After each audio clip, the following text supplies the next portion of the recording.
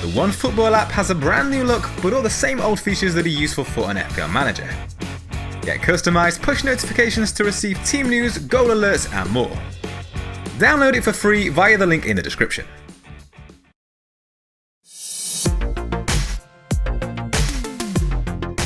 With 2 matches still to be played in Game Week 13, a score of 35 points so far has seen a small drop in rank. Southampton enjoyed a comfortable first half against the Gunners, but Aubameyang drew his side level shortly after the interval. Justin looked bright down the right-hand side again for Leicester, and created a big chance that was squandered by Jamie Vardy.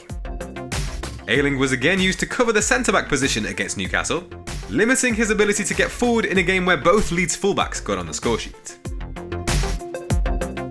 The decision to trade Salah for De Bruyne backfired after Man City were held to a 1-1 draw by West Brom, though the Belgian picked up bonus points for the 2 big chances he created.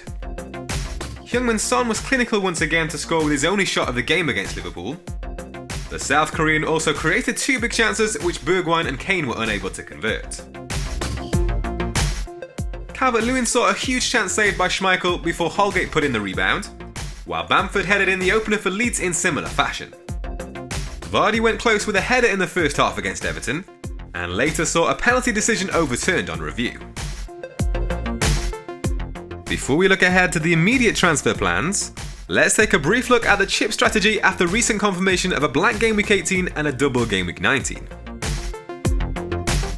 Game Week 16 is the last opportunity to play the first wildcard, and the plan remains to use it to load up on players who have a double game week to come.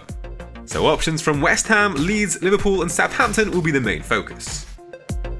With just 5 matches now scheduled to go ahead in Game Week 18, that looks like an ideal time to play the free hit chip.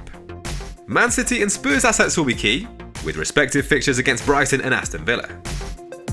That would then allow the team to revert back to one filled with players who feature twice in Double Game Week 19, where the bench boost chip can be played. We'll take a more detailed look at each of those weeks in upcoming videos, but for now, let's move on to the transfer plans ahead of Saturday's Game Week 14 deadline. The plan was to sell Vardy ahead of the trip to Spurs, with Harry Kane the most obvious like-for-like replacement.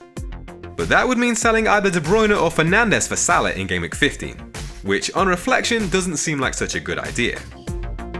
So the revised plan is to instead downgrade Vardy to Ryan Brewster in order to facilitate a switch to a 3-5-2 formation. That would then see Salah coming back into midfield at the expense of Bissouma. Whilst it is tempting to make those 2 moves this game week, there'd only be 1 game week for the hit to pay off, given that it's almost time to play the wildcard. So instead, the most sensible play seems to be to just send out the team as it is for Game Week 14, and then use 2 free transfers to swap Vardy for Salah ahead of Game Week 15. Here's how the team is set to line up for this weekend. It looks like a tough game week for the defence on paper, with Southampton up against Man City, but given the form of both sides, there may be a little room for optimism. With Ayling set to continue at centre-back and facing an equally tricky opponent in Man United, it'll be Walker-Peters and Justin who get the nod for their attacking threat. The only real hope for a clean sheet comes from Target, who faces a West Brom side that have fashioned just 2 big chances in the last 4 game weeks. There are 4 solid options lining up in midfield, with the only notable absentee being Mo Salah. Bruno Fernandes currently has 4 goals over the last 6 game weeks. No midfielder has scored more. Only De Bruyne has created more big chances than his 6 in that time, with 8 for the Belgian. Calvert-Lewin has scored 3 goals in the last 6 game weeks, and no forward has scored more. He's matched Bamford with a total of 6 big chances over that period. Only Vardy has been afforded more, with 7. It could be a game of few chances for the Leicester talisman, however, with Spurs boasting the best defensive record in the league over the last 6 game weeks. They've conceded just 3 goals and kept 4 clean sheets. With no Mo Salah in the team, it's a fairly straightforward decision to captain Bruno Fernandes for the meeting with Leeds. Across each team's respective last 6 matches played, only Sheffield United have conceded more goals than Marcelo Bielsa's men, and no side have allowed opponents more big chances.